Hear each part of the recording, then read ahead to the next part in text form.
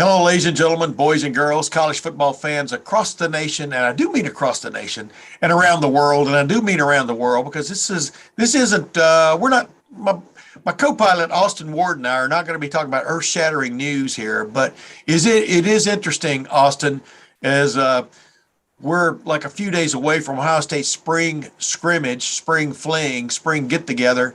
It's not so much just what we saw in that scrimmage, but just what we've had a feel through the spring drills over the last month, that this could be a really damn good football team. I'm talking about Ohio State, and that's what I'm talking about. When we talk about Ohio State, we're talking about the national picture because they're always in the national picture, but it looks like they could be front row and center in that national picture this year if things keep progressing, especially on the defensive side like we saw them do in the spring. Do you agree with me? And by the way, welcome back into the co-pilot seat again. It's my pleasure to be here. Yeah, I think that this team is good. I think that it's very talented. I think that they have made intriguing coaching moves, a lot of things that we've been saying for a month or more now throughout spring camp and even further back than that into February on signing day and the announcement of these, four new position coaches and defensive coordinator Jim Knowles. So, we're not breaking a lot of ground in that respect. I thought Saturday was a great format for learning a lot more about Ohio State for everyone who was there. Agreed. Still not, a full football game, and I don't think that there's ever a need for that to come back the way that our friend Bobby Carpenter used to play with the 3 hours and Jim Tressel getting them going for a full afternoon. Plays. Go ahead. Yeah, those don't need to come back. But I thought that was a really good compromise for what, people that want to make their own evaluations about the depth chart and what they see and what they feel about Ohio State moving forward. Saturday was a great opportunity to do that. They're few and far between in this offseason. So that was fantastic. And I think that the other part of it for what you're saying about the national race, and we can him and haw about the value of ESPN's FPI. Once upon a time, I had to more passionately defend it than I might now. But whatever you think about it, they had Ohio State as a 27% chance of winning the national championship. That's an incredibly high number to peg on anybody. It's not a gambling odd. That's not, whether it's a perfect formula or not, doesn't matter. This team, I think it was like 50% to get to the college football playoff and 27% to win a national title. That tells you how strongly people and numbers feel about what is on this roster and what they have the chance to do. And so any opportunity to go see them practice and hit and tackle and take to the ground and throw the football around and all that, hey, I know you and I were thrilled for that opportunity to be in the press box at the Horseshoe on Saturday. Well, you know what? As we look at this team now headed forward, I'm talking to Orlando Pace right after the scrimmage was over the other day. I'm going to have him high up in my story I'm doing about this velocity, this trajectory of the defense, because, this is the greatest offensive lineman I've ever seen play the game. And the first thing out of his mouth, what impressed him the most, he said, was the defense. There's just a feel about the Ohio State defense. And, my famous line, I'm going to keep repeating it, but if they're just 25% better than they were a year ago, this could be a hell of a team. You just keep getting the sense they're going to be a lot better than that. And yeah, some of it is because I really enjoy talking to Jim Knowles. He's convinced me, and it appears he's convinced a lot of players out there because, for example, we saw freshman Kai Stokes just playing at a high velocity in that game. There's a guy who could work his way into playing time. I think you agree with me. And obviously Spencer Holbrook had him as an impact player, at least for the spring game, a flash guy, and he definitely flashed many times. But that was just an example of these guys playing with a lot of speed, of seeming to know what their role is and taking care of that role. Do you agree with me? There is that sense that this defense is onto something. Yeah, and we've only seen probably 25% or less of what Jim Knowles wants to do. And, I mentioned this story on Bo Bishop and Friends on Monday morning about, you and I we were allowed to be at the coaches clinic. Ryan Day continued to open up the doors, and we have always taken advantage of that, both you and I have, to try and understand at a higher level than just pure basic intro to football 101, which is about where I am normally. Hey, and scuttlebutt, but go ahead. Yeah. Well, I mean, not to digress, but my expertise is dealing with the humans involved and telling their stories, not what they actually do when they're out there. I will always, always, always defer to the coaches and players on that and never pretend otherwise. But I do want to make an effort whenever I'm allowed to understand it at that kind of level. I think that that's important to try and then to be able to pass along some of that context. So the point of that digression is Jim Knowles presented for 30, 45 minutes or so, and he was looking at the 4-2-5, and basically he showed one alignment and then 20 different options that he could show out of the same alignment. And why is that important? Well, because he is trying to force the offense into a state of confusion. And the way that he was basically showing how every position out of the 11 could do that based on different responsibilities. Now, that's not every defense wants to do that, and that should be your goal. But the way he was doing it, I think I carried that, in my mind into Saturday. Now, they didn't blitz. They didn't do a ton of dropping the Jack Leo into coverage. Wait a minute. What bugged me out? They did it a lot when Caden Curry was in there, and I'm just going, I want to watch him rush the passer. Instead, they had to, because obviously they wanted him to practice dropping off into the zone, and stuff. But I didn't mean to interrupt you, but that was one of my disappointments from that scrimmage. But go ahead now. Yeah, I mean, I definitely noticed when Jack Sawyer did that early on in the scrimmage. Not something that normally I would be paying that close of attention to be completely honest about it. But just trying to think about that and what Jim Knowles wants to accomplish. And there were a couple of things about that he stressed, which is sometimes he will make a specific call. It doesn't matter if we're talking about the jack or the adjuster or the bandit. Like, you're going to take this one player, and it's not going to be a read. It's not going to be a key. This is what you're going to do, and you're going to fire on the back, or you're going to drop to this landmark. And I know, again, that's part of coaching, but some of it just seems like it just clicked like, well, that's much easier. And if you have really fast guys, really strong guys, really athletic guys, which Ohio State clearly has, and then you're saying this is basically going to let the defensive coordinator play his chess game in call and matching up against the offensive coordinator and taking a lot of the thinking out of it for the players. And I'm not saying that the system is not complicated or that they don't have to learn a lot of things, but there are going to be plays where, hey, Jack Sawyer, you just run at the quarterback, or Kai Stokes, you're just going to run to this spot at the field. We're trying to funnel a throw there, and we're going to hope that a turnover comes out of it because we've got other things going in motion. And I think that's what I watched happen with Kai Stokes one time. What I saw what happened with Jordan Hancock on another play, that he wasn't doing a ton of complicated things, but there were enough moments where you thought, here's a base alignment, but something more complicated than them just playing base defense, because they weren't. This is the beauty of his defense that I have figured out, is that he can take basically his quote base end quote look 4-2-5 and alter it with one fella. Yeah. And it isn't always going to be that Leo. It's the Leo/Jack. I wish we could get settled on what that guy's got to be. Provocateur, I think, is the best thing for that. But the stand-up defensive end who's going to move around, maybe be in an A-gap 1 minute, over an A-gap one play, or line up over the A-gap and suddenly he's out over a C or D gap, or he's rushing, or he's dropping into zone or whatever. He can do it with that guy, and he can do it with one of those three safeties he's going to have on the field, where, you want to think about those three safeties in three different terms, like in essence, a free safety, deep safety, a strong safety, and basically a nickel safety, for want of another term, a guy who's going to be a lot of times up in a slot covering somebody, but it may not be the same one of those guys from one play to the next. But you can, like you just pointed out, you can take two of those safeties and change their positions, and suddenly you've got a totally different defense that before the snap and after the snap that the quarterback's now reading, trying to make sense of.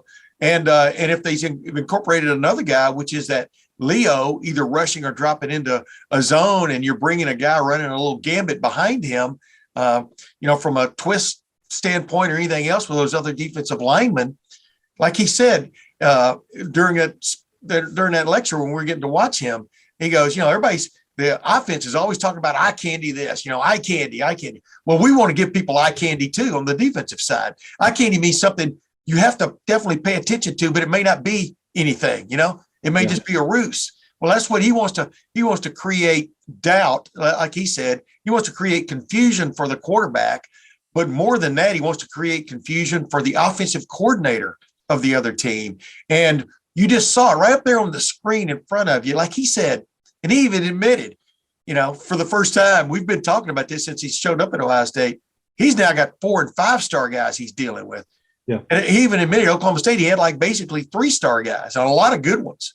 Yeah. But he accomplished turning that from like one of the laughingstock defenses in the nation 4 years ago to one of the elite defenses in the nation last year in the most wide open offensive conference there is. And that's what's intriguing. And I think that's the big change is coming for this football team, because we know they're going to be damn good on offense. But go ahead. What's your take on that? Well, when I think about it, and he didn't say this, Ryan Day hasn't said this, and nobody has said this. When listening to him talk and knowing, the other places that he's been, especially playing against a lot of those wide open Big 12 offenses, I think Jim Knowles designed a system that wants to create something 3, 4, 5 times a game. A turnover, a touchdown off of it. You're not going to win every single drive. Like you weren't at Oklahoma State with that personnel or in that league. And you're certainly not going to win every time if you're trying to stop, Ohio State's offense. Like your best chance is if you can create a couple turnovers and get a couple drives and then you continue to score. Now, what I think Ryan Day is trying to accomplish and what Jim Knowles needs to accomplish is that if you remove 5 drives from the equation and you gamble to do that, but you create it, well, you're going to win the game. I mean, that offense is so good. You don't have to hold the opponent to 10 points. You don't have to hold them to 17. You probably don't even have to hold them to 24. Yeah. So, again, he's going to try and do much better than that. And Jim Knowles, with that personnel that he has on hand, may be very capable of doing so with a much more dramatic improvement than the 25% you're setting as the baseline expectation. Yeah. That's my point is I just said they only got to get 25% better. I think they're going to be a lot better than that. I mean, just like we saw, and you and I have seen it in our lifetime. My life's a lot farther along than yours, but in our lifetime, 2018 to 2019, we saw Jeff Hafley come in, change some things defensively, and then suddenly Ohio State had one of the best defenses in the country. Agreed? Yeah, and I think that where that thinking kind of clicked to me, that Jim Knowles wants to be aggressive and will be aggressive and is able to live with not being perfect with what he dials up every single time. He had it was 17-3. I think they were down to Texas. And one of these different looks out of the base formation that he showed was a safety jumping one of these routes. And it looked exactly like kind of what we saw Kai Stokes do on Saturday, but they were losing. They hadn't got these drives. Texas was about to go ahead and score again, and they called one of these up. Safety's supposed to go right here. The football does wind up going there. Whether that was a risk, whether it was just great design, play calling, whatever. It's a combination of all those things, I'm sure. Here it is. Take that shot, make that adjustment. You get a touchdown off of it, a pick six, the game flips. Now, they didn't get a stop on every single drive in that game, but you also have to trust that the offense is going to be able to play their part and do a little bit of that complementary stuff. And I think that, in this situation, when you're Ohio State and you're going to play such a high level of offense, you don't need a ton of help from the defense. You just don't. So that can sort of be maybe some freedom for Jim Knowles to say, I can take a chance here, because if I can generate a sack or a turnover, that's it. You can help you. That can be it. That can only be all you need to win the game. Yeah. And I think that will in turn let everybody play more freely and be more aggressive and potentially more confident. If you know you don't have to be perfect on every single play and you get to play an aggressive style, you know that there's going to be opportunities for them to make big plays. I could be reading it completely wrong, but I just think that that's sort of the impetus for this, is that Ohio State can gamble more aggressively on defense than maybe it has in the last few years. Yeah. But we both know that, they were pretty good on defense a few times last year, but when push came to shove, against Michigan and really against Oregon, Oregon and Michigan pushed them around, shoved them around. Basically, the Oregon game was more of like being snookered by their offensive coordinator, but it was still in the running game that got it done. Michigan, the one thing you can't allow is in big time games is to let the other team line up and just run the ball on you, get big plays on you running the ball. That's when you get really embarrassed. You can almost write off a guy getting beat deep a few times a game or whatever, but when a team can line up and shove you down the field by hook or crook, but shove you down the field, that is a total different dynamic for everybody involved, including your own dauber. I mean, keeping your dauber up. You lose your dauber quickly in those kind of situations. That's where I'm curious to see whether this team can handle that kind of an offensive threat. I think you're going to see that from Notre Dame. And it's interesting, Notre Dame, although Notre Dame's replacing some guys offensively, but it's the last game of the Oklahoma State era for the Jim Knowles defense. He'll probably keep playing that defense. Was against Notre Dame in the bowl game, the Fiesta Bowl. Of course, he didn't get to coach that game, but you saw Notre Dame jump up on them early, just like Texas did. But then that defense came around, just started making plays and kind of embarrassed Notre Dame in the second half. And I think that bodes well, in my opinion, at least for the season opener. Yeah, well, and I think that there's two different ways that'll have to be used to evaluate this, because the toughness part that you're referencing is like Notre Dame, Wisconsin, probably the game. Those aren't necessarily scheme-centric games. Yes. Like at some point you do have to line up. You may have to put a third linebacker on the field, maybe a fourth against Wisconsin. Who knows? But you're going to have to play inside the box. You're going to have to stop the run. Wisconsin is going to want to line up. You know that Notre Dame's got the pro style, as does Michigan. Like those games are not going to be reliant on doing something super creative with your third safety or dropping a Leo into coverage. Like that won't be how the defense is tested in those games.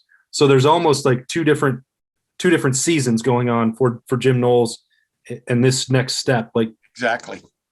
They're going to be more experienced, and we know that they're athletic. What's the toughness part? Is the tackling better? The fundamental part? Jim Knowles, has talked about that as well. We referenced a few weeks ago him standing up and teaching tackling when he wanted to get after a microphone.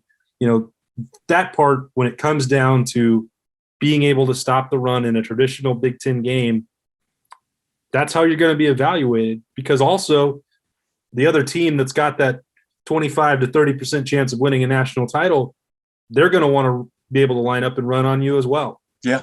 And one of the encouraging things I saw in the Ohio State spring scrimmage finale, I thought the linebackers played pretty well. And I really everybody's been raving. I'm talking about the coaches we've gotten to talk to, and even some of the players been raving about the way Tommy Eichenberg has continued his step up from I call it the second half of the Rose Bowl onward. And you could see that on Saturday, the little bit he got to play. But, they didn't play the top linebackers a whole lot, but they did play pretty good. Steel Chambers was in there, et cetera. But I liked what I saw, because I didn't see linebackers getting caught up in the wash a lot like we did last year. And which, even you and I mean, I don't, I consider myself a little bit of a connoisseur of football. Whether I'm a super expert, I don't know. I think you could argue against it, but I can see when things aren't being done correctly. You can too. And that's what got me like I talked about the velocity this team is playing with, that has a lot to do with it, but it also told me there were some defensive linemen getting the job done on Saturday. You're going to give up points against the Ohio State offense. I don't care if you practice against them every day. Jackson Smith and Jigba's going to get open on anybody right on down the line. But do you agree with me that, and that's Jim Knowles. Jim Knowles coaches the linebackers. I saw marked improvement just in that group. What's your take? Well, no matter what scheme you run or however many defensive linemen you even put on the field, yeah, you have to play well in the trenches. And, you look at the last couple of years, they were not the kind of rushmen that Larry Johnson prides himself on. Like, we can talk about them being close and the number of pressures and hurries they were able to get, or Zach Harrison playing very well against the run. Those things are all true, but, I don't remember in 2017 talking about, well, just look at all the hurries that group provided. I mean, my goodness, just collapsing the pocket. That group got sacks, and all four of the top defensive ends that were part of that did, no matter who was out there. They were getting to the pressure. So getting pressure and getting to the quarterback and putting him on the ground. So that's the part that has to come back. And it really won't matter what kind of scheme you run. If your defensive linemen are getting pushed around against the run or not creating pressure against getting sacks, whatever, that has to all start up front. I think that's where, more than Tommy Eichenberg and Steel Chambers having great springs, it's Jack Sawyer, it's JT Tuimoloau, it's Tyleik Williams, it's Mike Hall, it's Ty Hamilton. That's where it's got to come from. And I'm not meaning to slight the veterans and Zach Harrison and Javonte Baptiste. Like, those guys are a key part of it. But when I look at it, and this, for the Silver Bullets as a whole, if they're going to get back to where they want to be, the highest ceiling is going to come from that group, the younger group of defensive linemen. Yeah, I agree. They are very, very impressive. Boy, that 2021 class, could weigh heavily. I mean, this year and next. I mean, it's going to be a sight to behold. And, when we did our wrap up the other day from the stadium, that's what I just, since there has been a changing of the guard there, I mean, that doesn't mean, other guys aren't going to play, but I just think Jack Sawyer and JT Tuimoloau asserted himself, especially this spring. And, you were standing there, I think, when I was, during interviews one day when I think it was Tyleik Williams put it to Jack Sawyer on who do they think's going to win the sack race this year, the tackles or the ends, and I guess there's $100 riding on it, which, I guess they can do that kind of stuff now, now that their name, image, and likeness involved. But the bottom line is, there's a competition. Gambling. Yeah, exactly. There's a competition even in that room for one, basically challenging the defensive end group to step up, and I'm very curious to see how that goes. I wanted to get your take too on, great line that Jim Knowles uses a lot is that he likes the way the corners were playing in the spring. I'm talking about basically the top 4 or 5 guys, but because they'll get up there and they'll punch. They're aggressive. I mean, that's coming. That's coming from how they're being taught. I mean, Tim Walton. He was Timmy Walton when he was a player. Tim Walton, I think, has done a great job with that group, and Perry Eliano with the safeties. Boy, they really seem to have something going there. But you did see more of a challenging, physical, get after it kind of approach. And as you and I've talked about a few times, it also helps that most of those guys have played, right? Played some last year. Some of them haven't, but a lot of them have. And you just see more of a confidence in that group. Am I wrong? No, and that punch word, again, it kind of just fits into this way that I'm thinking about Ohio State's defense. Like, Jim Knowles wants to be in press coverage, and he wants those guys getting physical and trying to create something right away. Yeah. It's like and you know why, but go ahead. But I just think philosophically, a bend but don't break defense, which we've seen with great success at times in the past for Ohio State and other programs, is fine. If that's how you're going to marry that with a ball control, you want to play that type of tempo all game long, great.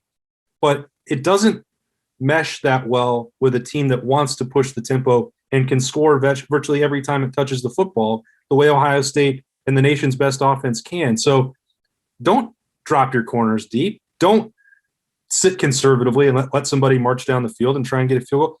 Either press the issue, generate a turnover, generate a sack or a fast 3-and-out, or get the heck off the field. Maybe that means you get beat, but you know that your offense can go score. Don't waste time like just a 10 or 11 play drive for the defense. Like either make something happen or get the heck out of the way.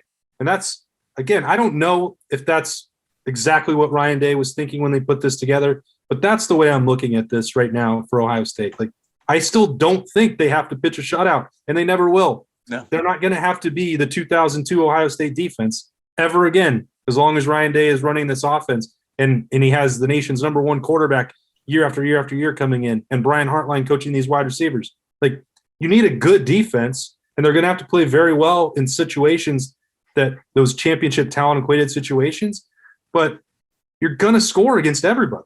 You know, just got to play complementary football. And I don't think like sitting back and playing conservatively meshes well with what Ryan Day wants that his defense to do, because he doesn't need that. You know, when I hear the term bend but don't break, you know, the first thing that comes to my mind is an earthen dam. An earthen dam hangs in there pretty well, but boy, man, if it gets compromised, it goes quick, right? Yeah. You want the Grand Coulee, you want the Hoover Dam. I mean, that's what you want from a defensive standpoint. And by that, I mean something that's just impressive, that's going to get after that water. But you're right. I mean, you can be aggressive and don't break is the point. And I think that's the point that Jim Knowles is making. People have to play sound. You have to be gap sound. Well, any defense you draw up has got to be gap sound. And boy, he impressed that point the other day when we were getting this during that lecture. Every gap's got to be covered. But the flip side of it is you can still get after people. Yeah. You can still play back on the backside. You can still have help, but that doesn't mean the guys underneath have to, mully gully. They can get up there and get in people's faces and get after it. And that's either when you're either in a man or a zone. Go ahead. I'm sorry. Yeah, no, I mean, I just want, because what you said is a good point, and I don't want to make it seem like I'm suggesting, okay, we can just go be reckless. And no, I knew what you were suggesting. But no, I mean, I can hear what I'm saying, and that I think that I'm not suggesting that Ryan Day is okay with that. Like, okay, go ahead and get beat 3 times a game. Like, I don't think that's what they're saying, but no. I just there wasn't a great complimentary sense. And yes, you teach people how to be fundamentally sound. You're not going cover zero over and over and over and just hoping to make a big play that way. Like Jim Knowles is doing this in a much more well thought out fashion, much more diligent and well thought out fashion than what I'm describing. I'm oversimplifying it, but I think that, because obviously when you're playing those better teams, you're not going to be able to just do, line up and go crazy. Here's the point. Jim Knowles, and hasn't come out of his mouth, and, probably never will because I'm saying it, but he wants that offense to know whether they had success or not, they were in a fight. You know what I mean? There was a fight. And they had to fight for everything they got from the standpoint of you're going to give up. They're going to give up some play. Heck, in that Student Appreciation Day, we saw them give up 3 or at least 2 seam routes to tight ends wide open. Those were definitely mistakes by the defense. But it's a defense still learning his trade. But the point is, he wants that opposing team to know that to score, it's going to not only have to out-scheme you, but be in a fight with you down the field. And that's what Ryan Day wants, man. He talked about it, about the second half of that Rose Bowl game. What was different? They came out and played with savagery. I mean, they got after Utah. Better players got after the other team. In other words, they exuded what they have over them, which was better athletic ability across the board for the most part.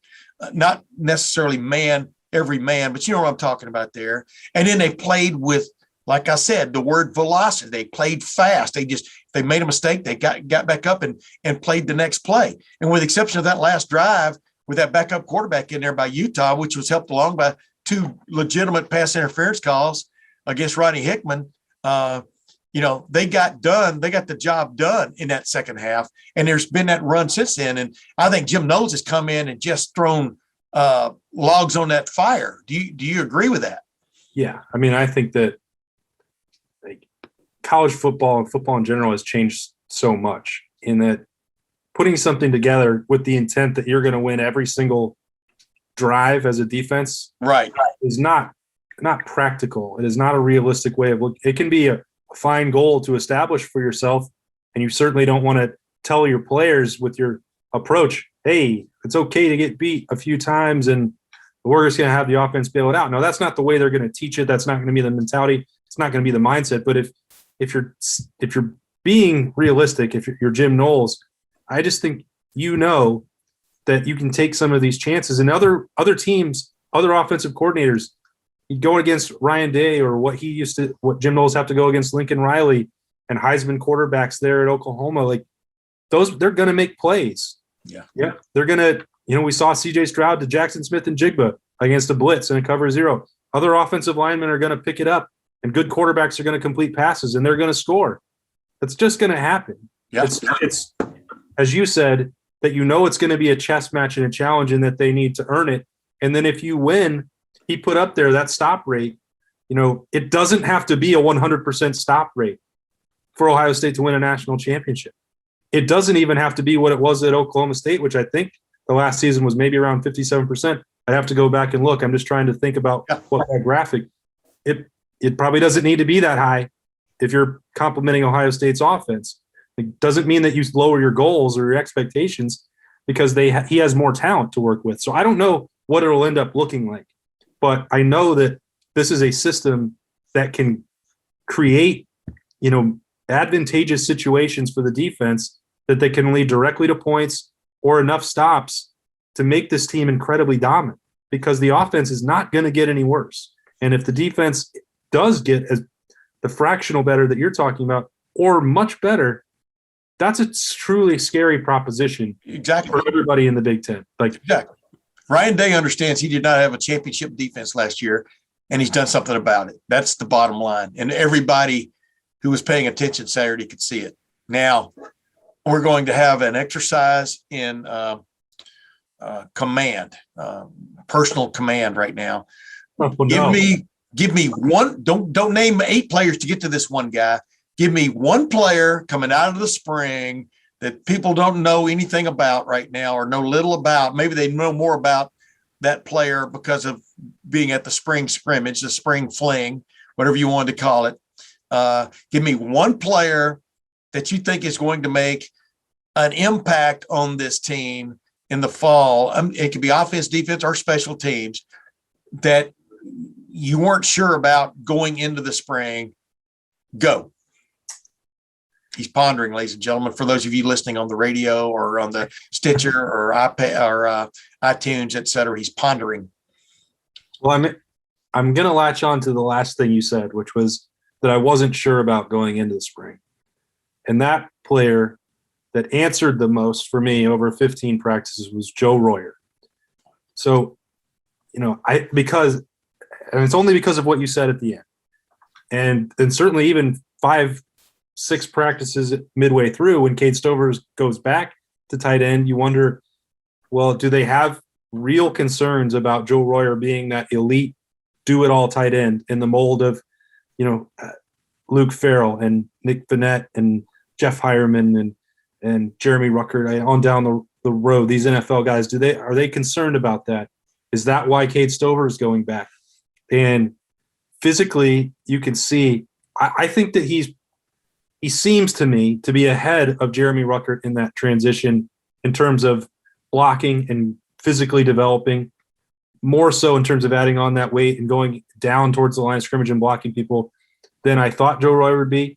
And then the catch that he made, especially just because there was some issues with that at times for the tight end position last year, it was a great adjustment in the pocket, by the way, by Kyle McCord, and a difficult throw, and then a contested catch to the ground, reaching back, strong hands, taking it all the way through contact to score that touchdown. Yeah. I thought that was a hugely significant play for Joe Royer. Now, it's one day and it's one practice, but I thought from start to finish, those concerns weren't really there for him. And then I think that position is still got a little bit of a question mark in terms of the overall depth. I know that you can piece it together with Cade Stover handling the blocking. That Joe Royer looks like he's becoming that all-around option. Certainly G. Scott can catch the football. We saw that on Saturday. that Mitch Rossi will be back by the time training camp rolls around.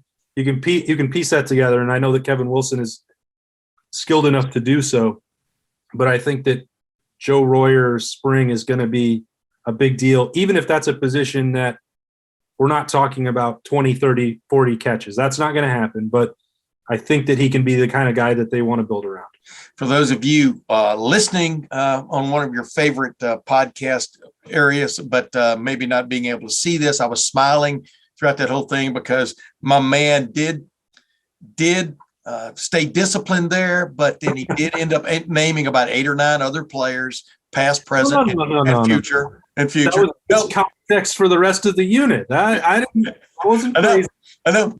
I tried to limit you to one name, and you couldn't do it, and that's okay because I appreciate you. Come on, I was only talking about Joe Royer. Yeah, my guy, my name, so I can name all kinds of players. I can go all the way back to Howard Hop Cassidy now, but my player that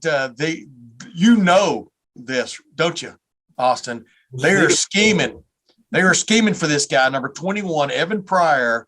They are scheming for this guy right now. Who knew that they were going to have a running back room? It's a shallow running back room with only 3 in it right now. Scholarship guys, and other guys coming in the summer. I'm not going to name him because that would be naming more than one guy. But Evan Pryor, they've got to get him on the field. I think they understand that, and it's not just, man, we got to figure out a way. They're going to figure out ways to get him on the field because this guy, he has the guts to run up inside, but boy, does he have the speed to beat you outside, and the wiggle, the moxie, the 1-cut ability, the 3-cut ability, whatever it takes. That was on display a few times on Saturday, but you and I have seen it, and at Student Appreciation Day scrimmage. I keep going back to that, the SAD that made us mad because it was really a Media Appreciation Day scrimmage. They ought to come up with something like SMAD, Student and Media Appreciation Day. That would make us all feel good, wouldn't it? But anyway, I digress. Evan Pryor is going to play. He's going to be a significant factor on this team, I think, if he stays healthy. And you already know they're scheming things. It's almost like Ryan Day, the times he's talked about him, it's almost like he's almost saying without saying, man, I wish I'd have had that last year. Who knows what they would have done, right? But he really likes what that guy brings to the situation because it is that former running back that has bounced around a couple of teams down in the NFL. I'm not going to name him because that'd be cheating. No, it's Curtis Samuel. I'll throw that out there. An ex Buckeye, but he gives you that ability, that inside outside, but mainly that just quick strike ability from the backfield. Is he running a wheel route? Is he getting a handoff? Is he going inside on a counter? Is he going right side behind DeJuan Jones, cutting back inside behind Matt Jones? The Jones brothers. The Jones brothers, Jones Company, Jones Topsoil. They're moving some topsoil out there. But the bottom line is, that just adds something else now that defenses have got to be wary of. I think it complements what the guy that you just talked about, Joe Royer, because definitely I think he saw the opportunity and he is taking the bit. I'm talking about Joe Royer. And now you like Evan Pryor.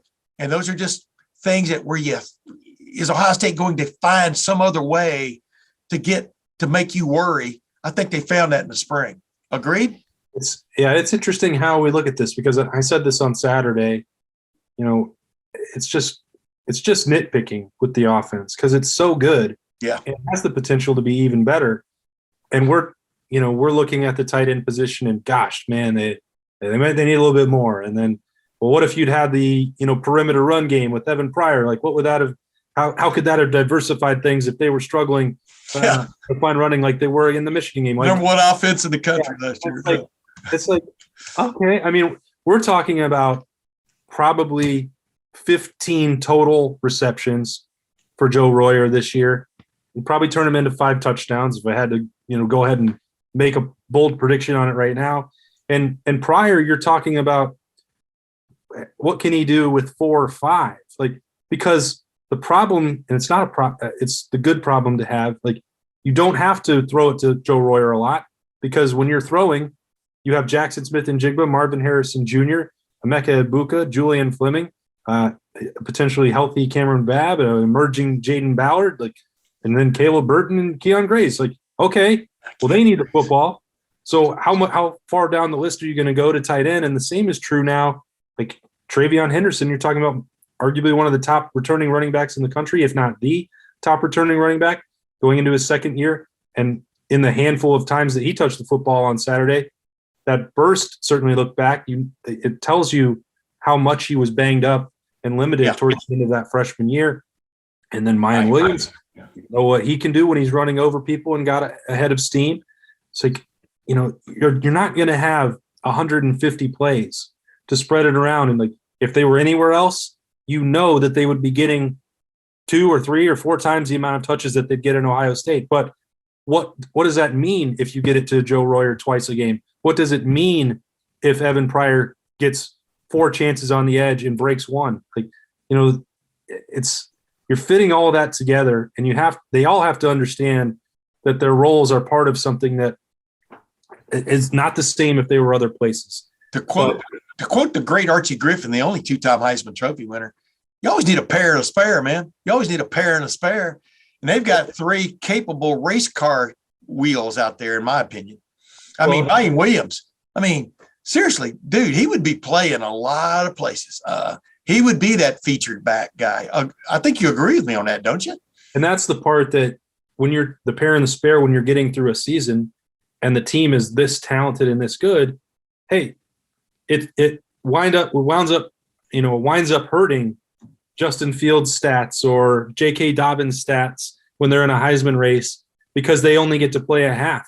Yeah. Now, if you have goals of playing, 15 games, which this team does and could easily accomplish, you can't worry about that part of it. If you only play 2 quarters against Rutgers, that they need to reward Evan Pryor and Mayan Williams for their work and recognize how good they are. And that may mean shorter work days at times for CJ Stroud or Jackson Smith and Jigba or Travion Henderson, because these guys are good enough and deserve to play a lot.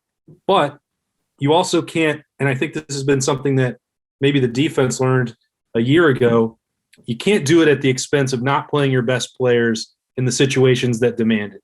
Correct. So that's the fine line. And I think that last year for that entire coaching staff, as well as these players who went through it, they probably have a better appreciation for how that needs to be managed moving forward. And that doesn't mean that I don't think Evan Pryor is as good as Travion Henderson, but they're certainly different.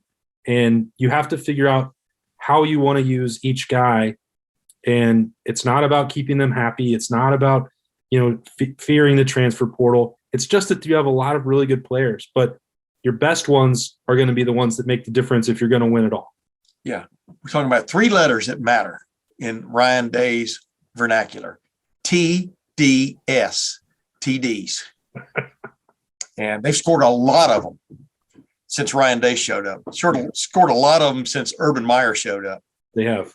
And it's become buku or boku, whatever how you pronounce that, a lot. So I don't think that's going to change. We'll get into next week. We're going to talk a little bit about this next week. I promise this, and I'll forget all about it because, I am 68. But I want to talk about, and just don't talk about it now because you and I would get going and we'd have to come up with something else for next week. But offensive line, I think the starting offensive line can be as good as almost anyone in the country. But boy, after that, man, what's it going to look like? We're going to talk about that next week. That's a tease. But you know what? Until next week, for Austin Ward, who found a way to stay disciplined, even though he did end up cheating. But that's okay, Austin. I appreciate you. If you're not cheating, you're not trying. That's right. For Austin Ward, this is Tim May with the Tim May Podcast. We'll see you then.